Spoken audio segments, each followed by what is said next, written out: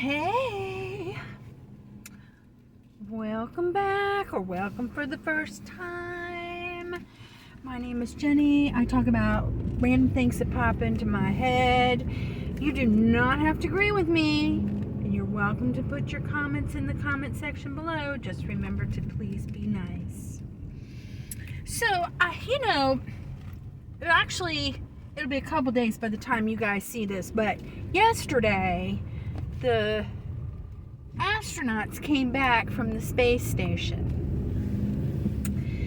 And politics aside, because it's not really that important in this particular issue as far as I'm concerned, I have this feeling like we're going into a second space age, or maybe a rebirth of the space age. I don't know how you want to label it, okay? But it made me think about things that people were talking about when I was a kid. Now, let me say this, okay? I do believe that the United States was the first country to put a man on the moon, and that they actually did land on the moon. I know that there are people who do not believe it. As a matter of fact, yesterday, somebody I know posted on Facebook that it's a hoax. Yes, on Facebook, from their phone, that is communicating via satellite in space. Okay, but nobody landed on the moon. And I suppose we didn't have our little ranger guy on Mars either. Okay, whatever you want to believe, that's fine. You don't have to believe it, that's fine. But I do. And when I was growing up, they called it the space age, and it was a big deal. Like, furniture was futuristic, and it's making a revival now too, by the way. The 60s and 70s style of furniture is coming back. It might be upcycled a little bit, but that style is coming back. And we were watching TV shows like The Jetsons and My Favorite Martian and Lost in Space. If you get to watch the original Lost in Space and look at how they oh my gosh, it's so bad. It is so bad, the way that they did, their effects and their props and things like that was hilarious. But anyway,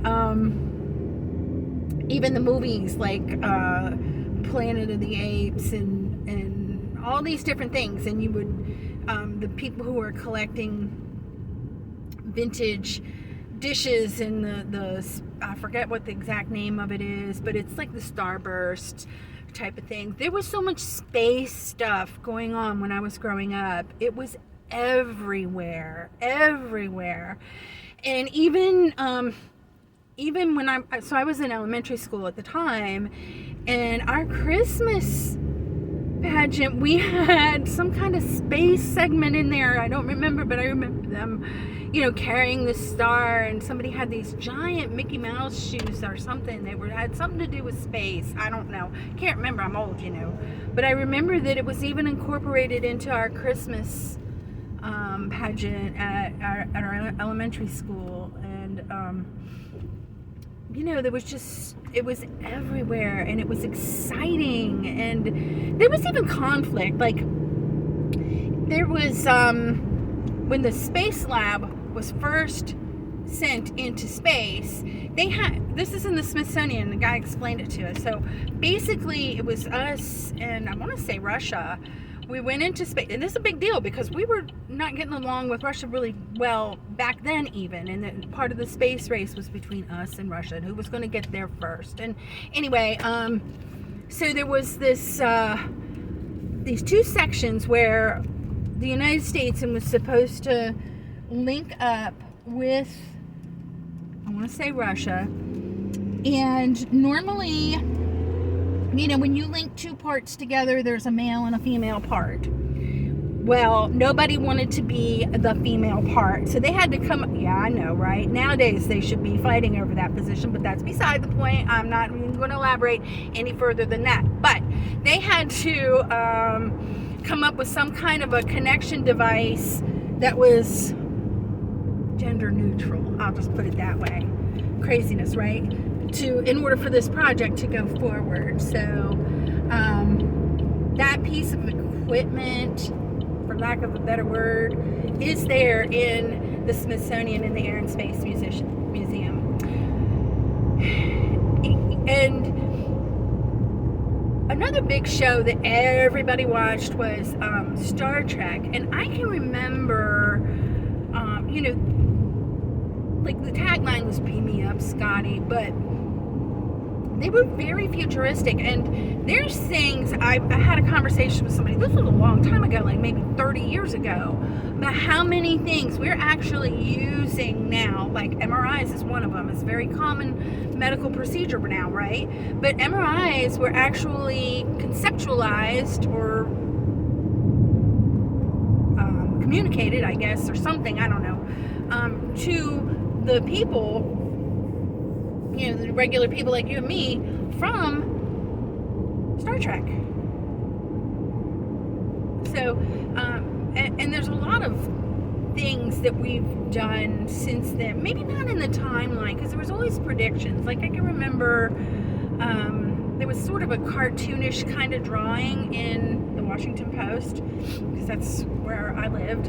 I think it was Washington Post. It was either Post or Star, which doesn't exist anymore. But it was like what they thought things would be like in 2020. And, some of the things we've got hoverboards.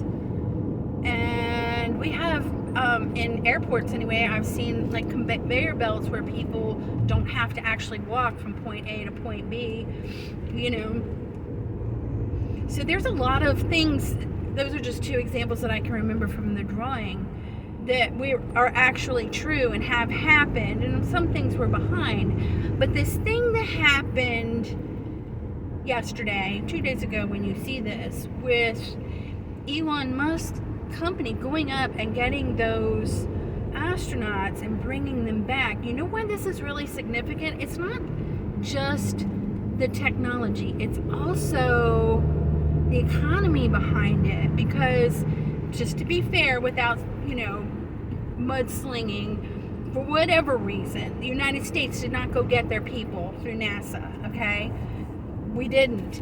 And Elon Musk's company stepped up and they got it. Now, I don't know, there may have been some subsidy in it that he got reimbursed for, which, to be honest with you, would be fair, because they are astronauts. That makes them federal employees. They're not, just people off the street who decided to take a trip to the space station. But it really does, with the private sector coming into this, I don't care how you feel about Elon, okay? If you could just stop for 1 second and listen to what I'm saying. The private sector stepping in and supplementing where the governments, plural, cannot, because this is actually a global issue. This is not just United States versus Russia versus whoever else wants to go into space, okay? This is really a global issue. This is a worldly issue. This is the planet Earth issue, as far as I'm concerned. Because, and this is where it really is much more important for us to pull together as a planet, and maybe start getting along and stop trying to beat each other over the head with a rock or a nuclear warhead. Because there is right now just opportunity. I'm going to call it opportunity to maybe not Mars. I don't know that it's a good idea to go to Mars. But even my son was telling me when he was a child that life is actually feasible on Mars if they. This is how he explained it to me. I don't remember how old he was. He was kind of little.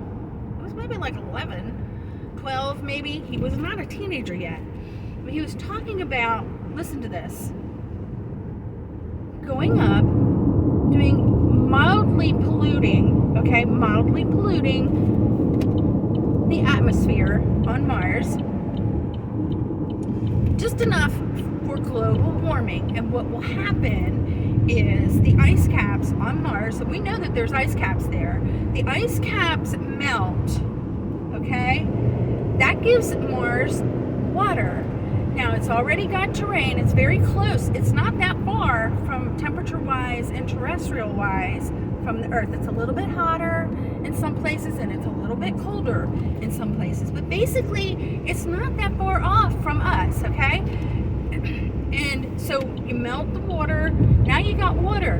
Then you plant plants. Now you've got oxygen.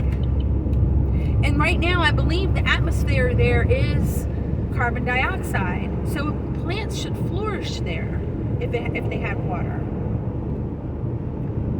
There's your beginning of life right there. This is what a child told me. I did verify some of it. Yes, it is CO2. Carbon dioxide. Carbon dioxide, yeah. So the possibility of life on Mars is real, and is, for now, I'm going to call it an opportunity. But where I'm saying that we have to start getting along and start working together as a species, as human beings, as people who live on the same planet, because right now we're fighting each other in a dangerous way, in a very, very dangerous way, and we don't want to make it a necessity, okay? We really don't want to make it a necessity.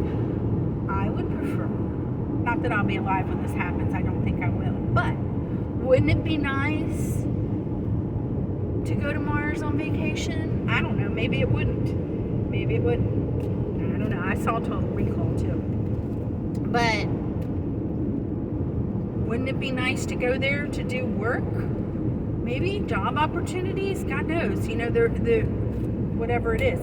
Certainly wouldn't want to have to go there and colonize it because we blew up our planet here.